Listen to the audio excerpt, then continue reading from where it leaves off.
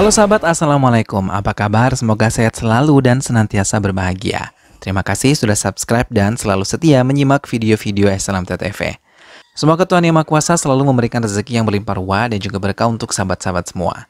Kali ini SLMT.TV menghadirkan sebuah alur cerita dari film yang berjudul Virasam. Bagaimanakah kisah selengkapnya? Simak alur ceritanya berikut ini. Dan tanpa perlu berlama lagi, langsung saja ini dia alur cerita filmnya.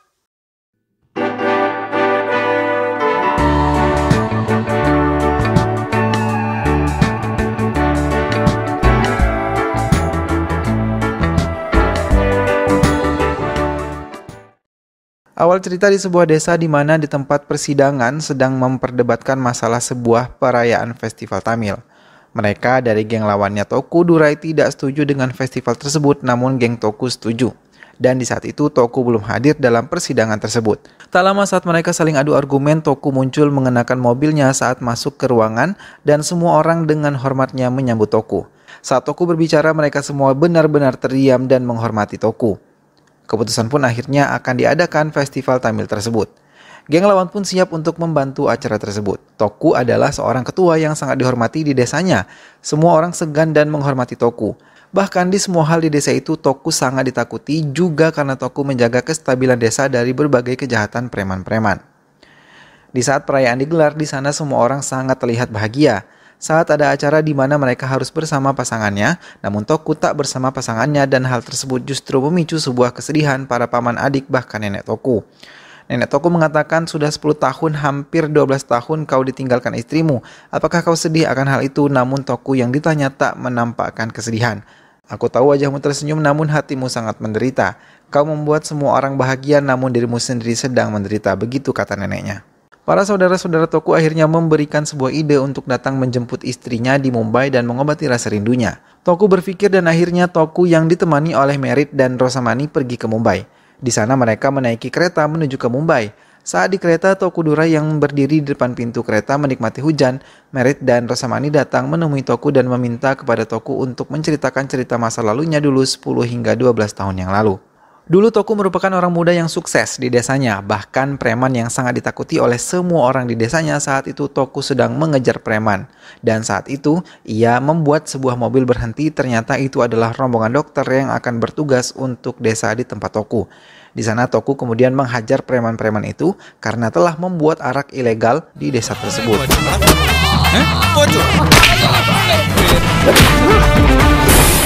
Karena hal tersebut, Toku membuat mobil bis yang membawa para dokter itu pun menjadi rusak. Di saat setelah kejadian itu, justru Toku mendapat surat panggilan polisi untuk ditahan dan ternyata Niranjana adalah salah satu dokter yang akan datang ke desa itu melaporkan Toku karena telah menghajar 4 orang dan menghancurkan bisnya. Toku yang melihat keberanian Niranjana akhirnya mau masuk ke dalam sel. Niranjana pergi mendirikan camp kesehatannya. Toku yang berada di dalam sebuah sel dan di sana malah seperti hajatan karena semua saudara Toku berada di sana menemani Toku. Di sisi lain, Niranjana dan teman-temannya kini kemudian mendirikan camp, namun di sana Niranjana didatangi oleh seorang preman kampung lain meminta sebuah pajak sebanyak 5 lakhs, bahkan kalau dalam rupiah kisaran 100 juta lebih. Mereka pun bingung. Supir Niranjana mengatakan camp ini didukung oleh Toku Durai. Namun saat itu mereka tertawa karena Toku Durai telah dipenjarakan oleh Niranjana. Niranjana dirayu oleh teman-teman untuk mencabut laporan terhadap Toku dan meminta maaf serta meminta bantuan kepada Toku.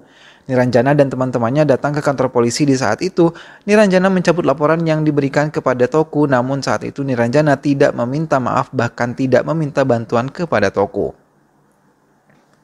Preman yang mendatangi camp Niranjana datang lagi dan di saat itu mereka menghancurkan camp. Karena Niranjana tidak memberikan uang sebanyak 5 lakh, namun saat bos preman ini kemudian menghancurkan salah satu tenda, di sana terdapat Toku.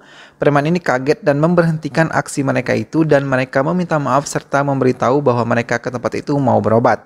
Setelah itu Toku pun meminta Niranjana untuk membuat campnya di tempat Toku di kantor beras yang dimiliki Toku. Awalnya Niranjana menolak, namun dia melihat ketulusan Toku akhirnya menerima bantuan Toku untuk membuat camp kesehatannya di tempat Toku. Perlahan Niranjana mulai tumbuh cinta terhadap Toku karena sikap Toku yang suka membantu setiap orang dan memberikan kasih sayangnya juga kepada semua orang. Suatu hari ayah dari Niranjana datang ke tempat Toku. Toku yang baru sampai rumah mendapati sebuah mobil dan menanyakan mobil siapa tersebut. Ternyata itu adalah mobil ayah Niranjana. Sontak Toku kaget serta langsung masuk ke dalam menyambut ayah dari Niranjana. Ayah Niranjana mengungkapkan kedatangannya ke tempat itu dan mengatakan dalam bahasa Inggris bahwa anaknya Niranjana mau menikah denganmu. Namun Toku yang kurang paham bahasa Inggris mengatakan bahwa oke, kami siap membantu Anda untuk pernikahan, menyiapkan undangan dan menyiapkan semuanya. Namun di saat itu saudara Toku ingin mengatakan bahwa ini adalah kesalahan dan meminta Toku untuk menanyakan siapa pengantin laki-laki dari Niranjana. Di saat itulah ayah dari Niranjana mengatakan bahwa pengantin laki-laki itu adalah Toku sendiri. Sontak Toku kaget dan mengajak Niranjana untuk mengobrol berdua. Di sana Toku mengatakan bahwa Toku tidak pantas untuk Niranjana, namun Toku tidak bisa membohongi diri sendiri bahwa dirinya cinta terhadap Niranjana. Cerita kembali lagi ke masa di mana Toku dan Merit serta Rosamani telah sampai di Mumbai. Di sana mereka mendatangi tempat Niranjana. Namun di saat itu anak buah Niranjana mengatakan bahwa ibu Niranjana tidak ada di tempat. Namun setelah omongan itu Niranjana lewat dan Niranjana yang lewat ini sangat cuek kepada Toku dan pergi dari kantor itu. Berlanjut ke cerita 10 tahun lalu. Saat itu Toku menikah dengan Niranjana dengan perayaan yang sangat meriah sekali hingga mereka hidup sangat bahagia sampai suatu ketika saat itu Toku dikabari bahwa istrinya hamil. Dan singkat cerita, anak dari Toku dan Niranjana lahir. Mereka semua sangat menyayangi anak dari Toku dan juga Niranjana. Pada suatu hari ketika berada di penimbangan beras, Toku yang membawa anaknya Sweta mengalami sebuah bentrok. Niranjana yang menyusul ke tempat Sweta mengambil Sweta dan mengatakan bahwa jangan pernah bawa lagi Sweta ke tempat penimbangan beras karena itu adalah hal yang sangat berbahaya. Kemudian Toku pun berjanji tidak akan membawa Sweta ke tempat penimbangan beras lagi. Suatu hari Niranjana akan pergi ke Mumbai untuk melakukan pembelajaran kedokterannya. Di sana Sweta tinggal bersama keluarga ayahnya Toku. Mereka sangat bahagia. Dan saat Niranjana pulang, ia meminta untuk dijemput di stasiun. Namun sayang ketika di perjalanan mereka dicegat oleh musuhnya Toku. Ternyata Toku dan ayahnya membawa Sweta. Mereka diserang namun Toku dapat menghajar mereka semua.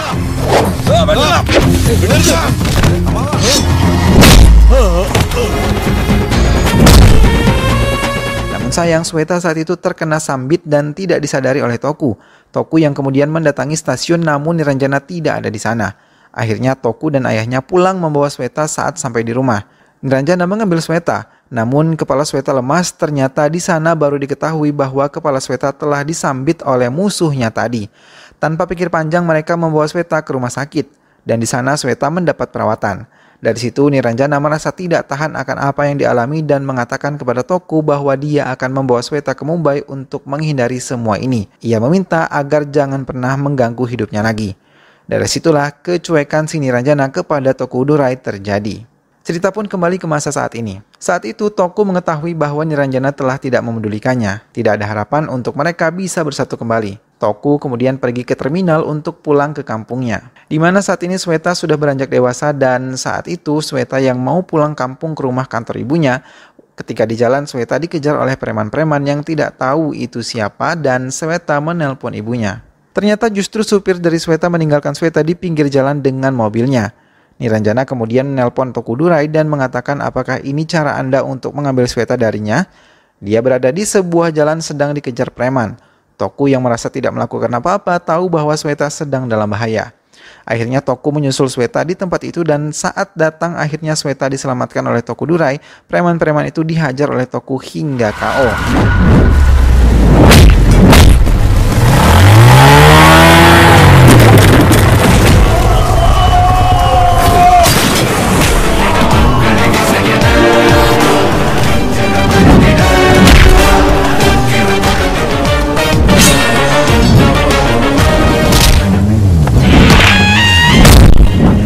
Saat Toku membawa Sweta ke rumah sakit, dia menelpon Gautam. Toku mengatakan ketika menyerang seseorang, pikirkan bahwa orang tersebut apakah memiliki ayah, paman, atau yang lainnya. Sweta kemudian dibawa ke rumah sakit oleh Toku dan di sana Toku mendapati bahwa Sweta akan ada pertandingan lari 100 meter. Sweta telah mempersiapkan ini dari 2,5 tahun yang lalu, namun ibu Sweta justru tidak memberikan respek yang baik akan hal tersebut. Di sana Toku mengatakan bahwa dia ingin menjadi bodyguardnya Sweta hingga 10 hari kemudian sampai pertandingan Sweta selesai. Toku pun berjanji tidak akan mengungkap kalau dirinya adalah ayah dari Sweta. Keesokan harinya Toku datang ke rumah Niranjana dan tinggal di sana untuk menjadi bodyguardnya Sweta.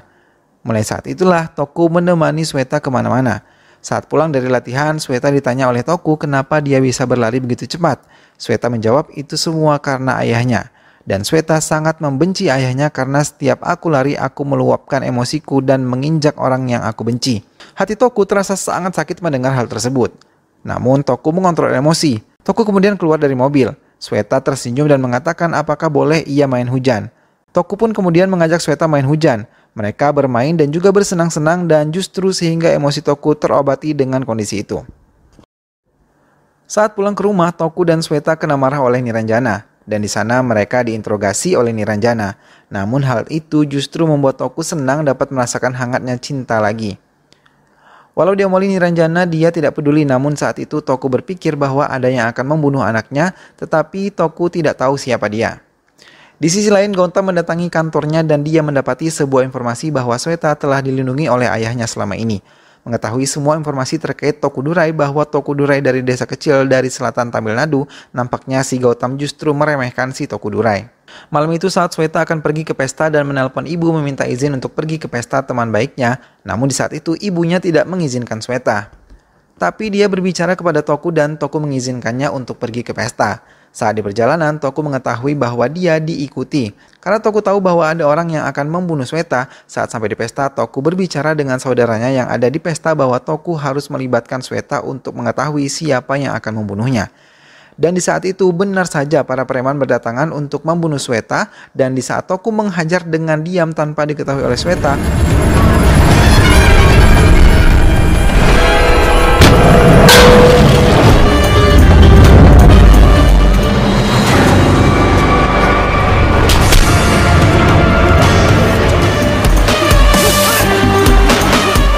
pesta berakhir dan mereka pun pulang namun telat. Lagi-lagi ibu Sweta marah akan hal tersebut.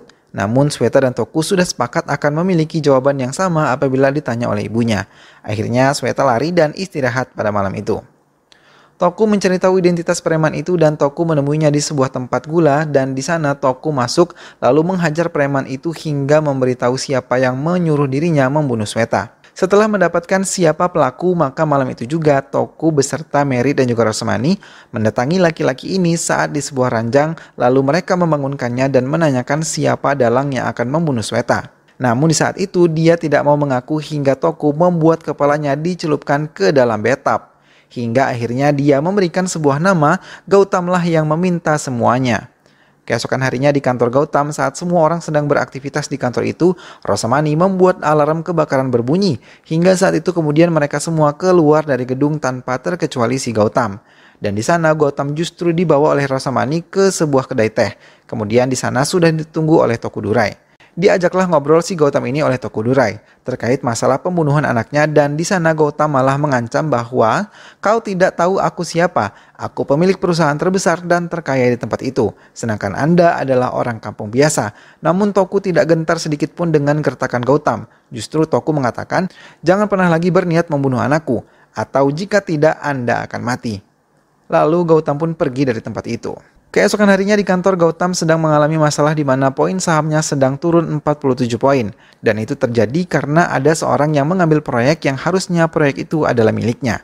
Kemudian Gautam memerintahkan untuk membeli semua saham mereka walau mendapat kerugian. Gautam yang memasuki kantornya mendapati anaknya yang membawakan sebuah piala kemenangan. Gautam senang melihat anaknya itu. Ternyata Gautam selalu menginginkan anaknya ini menjadi juara dalam hal apapun, baik dalam kelas ataupun dalam kompetisi. Suatu ketika pelatih anaknya memberitahu bahwa Neha anaknya ini tidak bisa mengikuti pertandingan apabila waktu yang dicapainya tidak mencukupi. Dari situ Gautam justru mendiamkan anaknya dan tidak mau berbicara kepada anaknya itu. Karena hal tersebut Neha yang merasa didiamkan oleh ayahnya terus berusaha untuk membuat ayahnya berbicara. Akhirnya ayahnya mau berbicara dan saat itu ditunjukkan semua medali dan prestasi ayahnya. Bahwa ayahnya adalah juara nasional, bahkan menjadi pebisnis terbaik nomor 1 saat ini di Mumbai. Dan Gautam pun mengancam anaknya apabila dia tidak memenangkan pertandingan, maka Gautam tidak akan mengakui Neha sebagai anaknya. Neha yang merasa terancam oleh ayahnya pun akhirnya di saat penentuan siapa saja yang akan berangkat lomba lari internasional, Neha masuk klasifikasi. Di sana Neha kemudian menelpon ayahnya dan mengatakan bahwa dia lulus klasifikasi, disambut Neha siap-siap akan pulang. Di saat itu Sweta datang. Neha yang mengetahui Sweta datang, maka Neha berdiri namun ada yang terjatuh. Yang terjatuh adalah suntikan dan sebuah botol kecil hormon. Sweta kaget bahwa Neha menggunakan kecurangan dalam meraih klasifikasi. Sweta kemudian melaporkan hal itu kepada pelatih dan mengatakan bahwa Neha menggunakan semacam doping untuk bisa masuk klasifikasi. Ayah dari Neha mendengar kejadian tersebut dari telepon yang belum dimatikan oleh Neha saat itu. Karena frustrasi, akhirnya Neha loncat dari sebuah ketinggian dan sebelum itu Neha menelpon Gautam lalu mengatakan maaf kepada ayahnya bahwa dirinya telah gagal. Neha kemudian masuk rumah sakit dan dokter mengklaim bahwa Neha akan mengalami sebuah kelumpuhan karena saraf ari Neha terkena saat kecelakaan loncat itu. Gautam kemudian berpikir untuk membalas semuanya dan mengatakan bahwa anak yang membuat Neha seperti ini tidak layak untuk hidup. Di sisi lain, Tokudurai sedang mengobrol dengan Merit dan Rosamani, lalu mengatakan bahwa Sweta harus mencapai kemenangan di lomba tersebut, walaupun ibunya tidak tahu bahwa ada bahaya yang mengancam Sweta. Namun ia akan berkorban walau nyawa sekalipun untuk menyelamatkan anaknya. Di saat itu, Tokudurai mendapat telepon dari Kadar, sang pemilik kedai teh, bahwa dirinya disandra oleh Gautam. Toku mendatangi tempat itu dan mengatakan di sana sudah ada Gautam dan anak buahnya. Toku mengancam akan membunuh Gautam apabila menyakiti Sweta. Saat sudah marah, Toku sudah hampir menebas leher Gautam. Namun di saat itu, anak buah Gautam mengatakan bahwa Sweta sedang bermain sepeda di jalanan. Dan mereka mengejar, lalu yang mengejar itu mereka bertujuh. Toku yang mengetahui hal tersebut menyusul Sweta. Sweta yang berlari dikejar para preman suruhan Gautam memasuki sebuah tempat dan terpojok. Saat akan dipukul oleh preman, di saat itulah juga Tokudurai datang menahan pukulan preman ini dan menghajar semua preman itu lalu menghabisi mereka.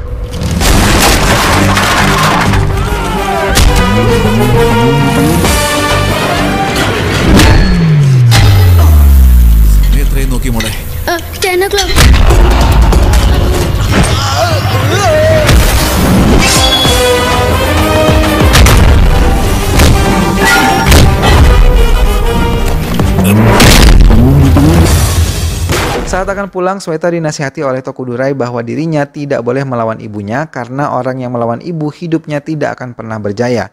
Saat ibu yang telah menunggu akhirnya bertemu dengan Sweta, mereka bertiga pulang ke rumah. Saat di dalam mobil, Sweta mengucapkan maaf kepada ibunya dan ibunya tertegun akan hal itu. Sweta mengatakan bahwa ketika bersama ibunya, ia merasakan kasih sayang. Namun ketika bersama dengan Toku, di saat itu Sweta merasa dirinya aman.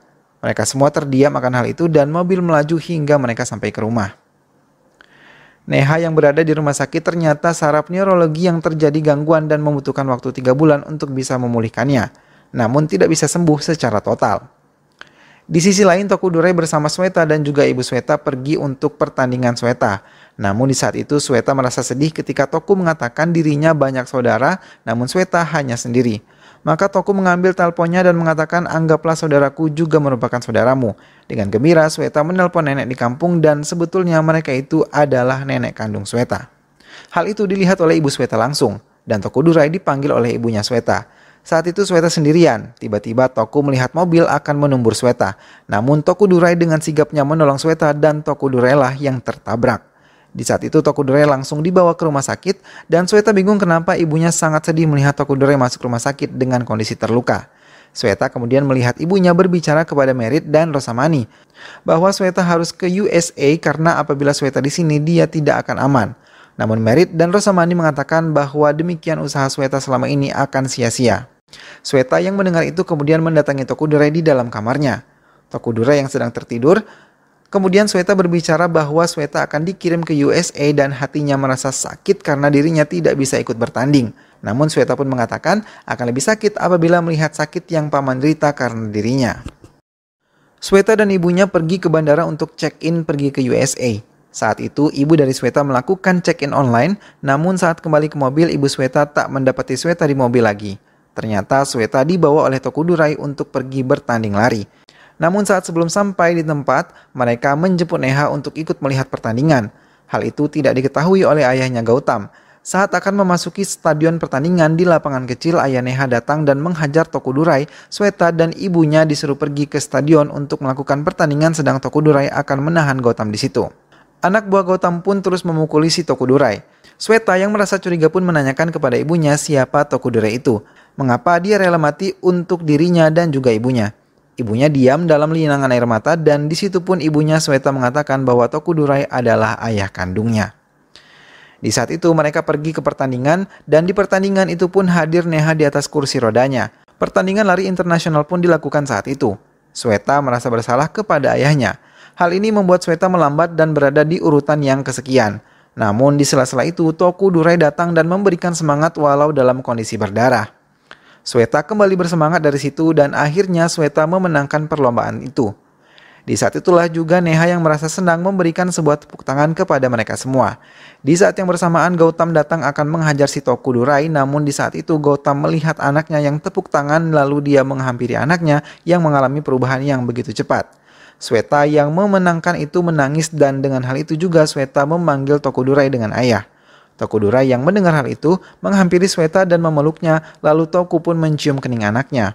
Sweta menghampiri Neha lalu mengusap muka Neha. Demikian pun dengan Neha mengusap muka Sweta. Di sisi itu pun Gautam meneteskan air mata. Toku Durai mengatakan kepada Gautam apa yang kita lakukan ke mereka itulah kehidupan mereka. Anakmu mencoba bunuh diri karena dia kalah. Dia lebih bimbang dan takut jika kau dengar kekalahannya.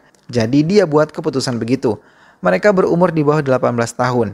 Jika anak-anak ini bunuh diri sejatinya mereka bukan bunuh diri namun itu adalah pembunuhan. Aku tidak terpelajar sepertimu, namun aku tahu satu perkara. Kita bawa anak kita ke dunia bukan karena kita, bukan untuk kita. Semangat kita, impian kita, kerugian kita tak sepatutnya menjadi beban untuk mereka. Biarkan mereka membesar dengan gembira sebagai anak-anak. Kemudian pemenangnya pun diumumkan bahwa Sweta, Toku Durai dan akhirnya keluarga mereka bersatu kembali. Film pun ditutup dengan mereka merayakan sebuah perayaan Tamil Nadu bersama-sama. Lalu film pun selesai.